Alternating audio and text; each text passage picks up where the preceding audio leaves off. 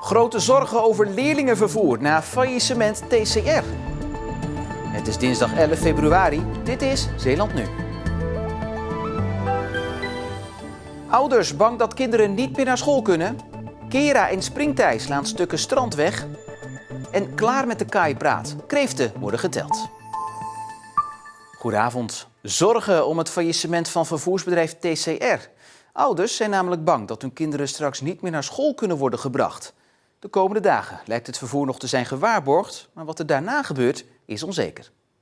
Elke ochtend, 5 dagen in de week, wordt Nathan uit Terneuzen met dit busje opgehaald en naar school gebracht in Goes. En ook weer terug thuis gebracht. Hij heeft een meervoudige beperking en is daarom aangewezen op de service van TCR. Zijn moeder maakt zich dan ook zorgen over de toekomst nu het vervoersbedrijf failliet is verklaard. Dat zou betekenen dat wij hem elke dag zouden moeten halen en brengen. Nou, dat is op zich, zou dat als ouders graag doen. Maar er zitten natuurlijk ook kosten aan vast en tijd. De kosten van de tunnel, van de benzine, hoe gaat dat verlopen? En tijd is dat je toch altijd thuis moet zijn en rekening moet houden met het feit dat je zo naar school moet en dat hij ook weer naar huis komt. Iris Martina is niet de enige ouder die zich zorgen maakt. Zo'n 1000 Zeeuwse kinderen zijn afhankelijk van het vervoer van TCR. Ik heb meerdere ouders gesproken vandaag en die willen allemaal één ding: duidelijkheid. Wat ouders nu nodig hebben is gewoon echt weten dat er nu wordt gekeken naar een oplossing. Want het is een doelgroep waar je rekening mee moet houden. Dat die niet altijd met al die veranderingen om kunnen gaan. Ouders moeten gaan werken. Die kunnen ook niet heel lang verlof nemen. En als je tegen je baas gaat zeggen van ja, 's morgens ik moet eerst mijn kind de komende tijd naar school brengen.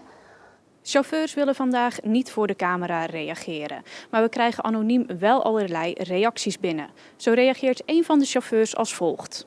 Ik wil zo mijn bus instappen en nog een geweldige tijd hebben met collega's en cliënten. Het breekt mijn hart dat kinderen, ouderen en gehandicapten nu ook een onzekere tijd beleven. Dit doet pijn. De chauffeurs die we hebben gesproken hebben allemaal aangegeven de komende dagen te blijven rijden. Uitkeringsinstantie UWV staat garant voor hun salaris. Zeeuwse gemeenten geven aan druk bezig te zijn met het zoeken van een oplossing. TCR verzorgt naast leerlingen en WMO-vervoer ook openbaar vervoer, rouwvervoer en reizen met touringcars. De curator geeft aan dat er meerdere partijen zich hebben gemeld om het failliete bedrijf over te nemen.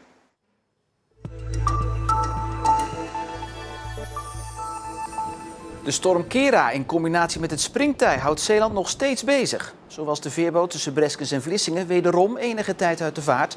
En is het waterschap nog steeds in hoge staat van paraatheid en wordt de kust extra in de gaten gehouden. Want door de storm zijn er hele stukken strand weggeslagen en verdwenen in de zee. We gaan inspectie doen naar de stormen. En er zijn er best wel wat dingen zijn er aan de hand. En dan gaan we eerst even kijken bij het Joosters Wachtje. Er zijn een aantal platen van de overgang weggespoeld. Hier ben ik aangelangt bij die platen die naar beneden gevallen zijn. Hier zo. En ja, goed, die bovenaan me dus schikhekken gezet dat het afgesloten is voor verkeer. Dat er niemand ineens naar beneden kunt. Ik ben gisteren geweest en vandaag en waarschijnlijk morgenochtend nog een poosje. Je bent best mee bezig. De strandafslag, daar kom je heel veel tegen nu op dit band. En natuurlijk de overhangen, de duinoverhangen, die zijn ook al helemaal stuk. Voorlopig kunnen de stranden nog niet opnieuw worden opgespoten, omdat daarbij te veel stikstof wordt uitgestoten. Als natuurlijk de veiligheid in het geding komt, dan wordt dat strand toch opgespoten. We hebben pas contact met iemand gehad die daarover ging en die had gezegd dat het inderdaad van het jaar of volgend jaar opgespoten zou worden. En in verband met het verwachte hoge water van vannacht en morgen worden de dijken en duinen nog tot zeker morgenochtend extra in de gaten gehouden. Zeeland is de enige provincie waar het aantal huurwoningen de afgelopen 5 jaar is gedaald. Er zijn in de afgelopen 5 jaar bijna 1500 woningen uit de huurmarkt gehaald. Terwijl er in andere provincies juist meer huurwoningen bij zijn gekomen. In de gemeentes Veren, Hulst, Borselen is de daling het sterkst.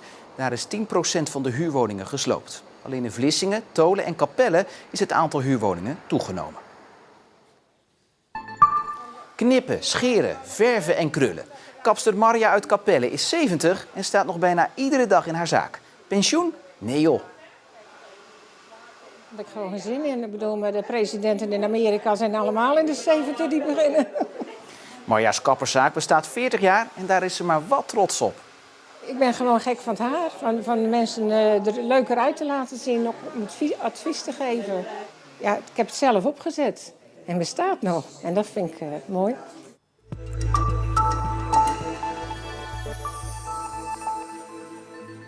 Er komt een groot onderzoek naar het aantal kreeften in de Zeeuwse wateren. Het onderzoek moet een einde maken aan de wilde verhalen die er rond te doen over het kreeftenbestand.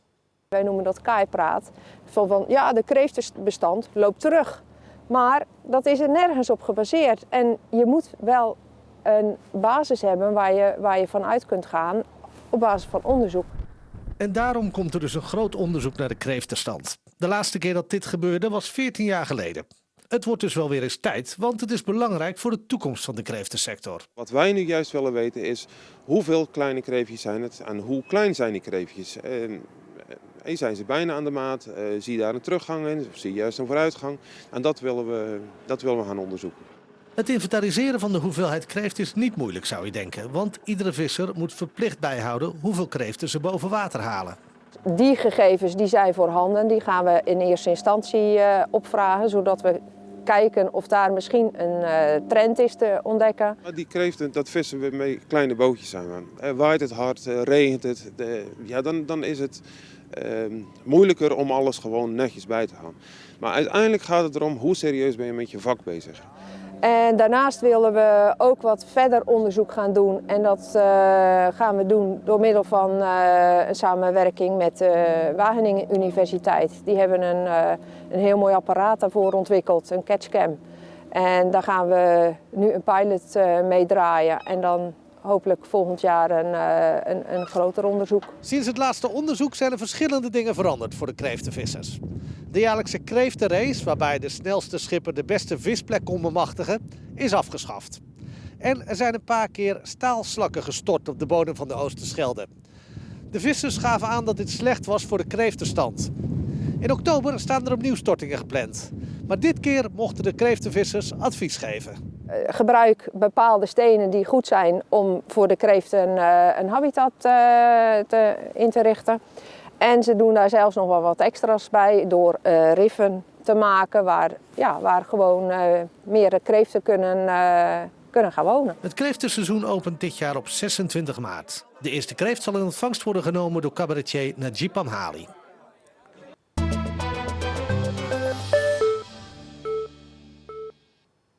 Geen geld uit Den Haag, maar wel mooie woorden over samenwerken. Dat is een korte samenvatting van het congres over slimme mobiliteit in Goes.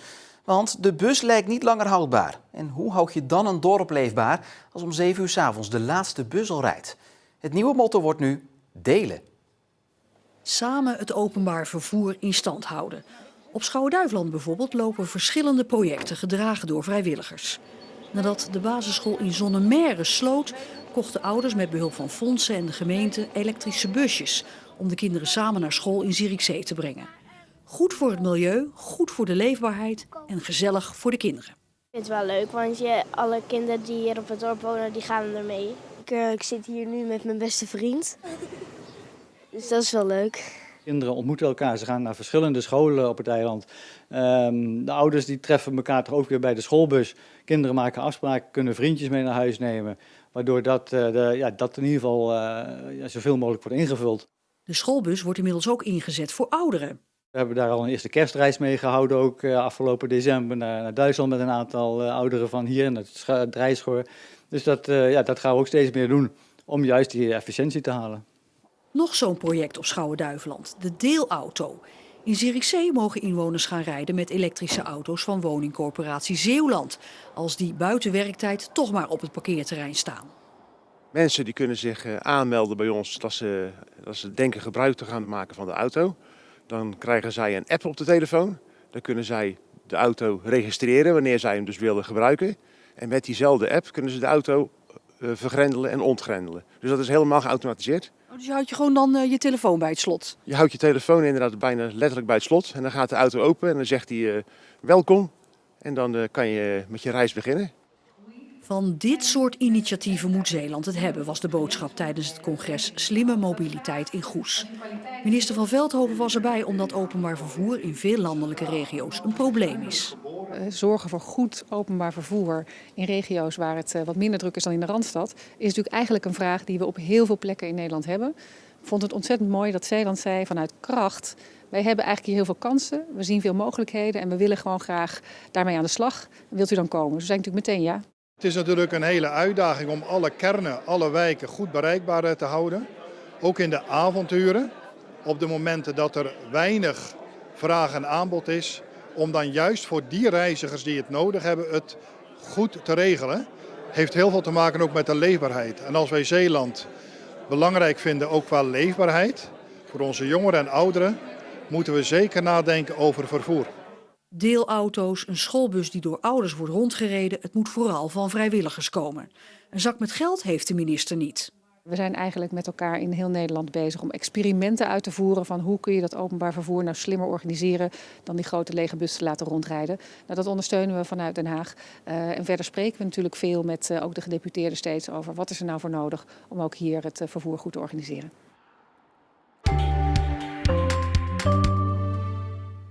Het waaide de hele dag nog flink door met windkracht 6 tot 8. Gelukkig klaarde het in tegenstelling tot gisteren nog wel even op, maar er viel hier en daar ook nog een hagelbui. De wind gaat vannacht nog niet liggen en gaat dan gepaard met mogelijk regen, hagel en onweersbuien. Morgen iets minder wind en veel opklaringen. En we hebben uw hulp nodig, want wat vindt u nou het lelijkste gebouw van Zeeland? Prachtige stranden, ongerepte duinpartijen, idyllische dorpjes en vers omgeploegde akkers. Dat is Zeeland en dat vinden we allemaal mooi. Maar Zeeland heeft ook een lelijke kant en daar zijn we nu naar op zoek. En misschien is het hier wel, hier bij Schravenpolder. Ja, als je aan de ene kant de prachtige Westerschelde hebt en hier kassen, voor zover je kunt kijken. Misschien is het wel de verpauperde woonboulevard van Goes of Hotel Britannia op de boulevard in Vlissingen. Het Windmolenpark bij Bruinisse of het stadhuis van Terneuzen. Over smaak valt te twisten, of toch niet? Ga naar onze site en laat het ons weten, de lelijke kant van Zeeland. En als u op die site bent, ziet u daar een banner en daar kunt u uw lelijke plek op de kaart zetten.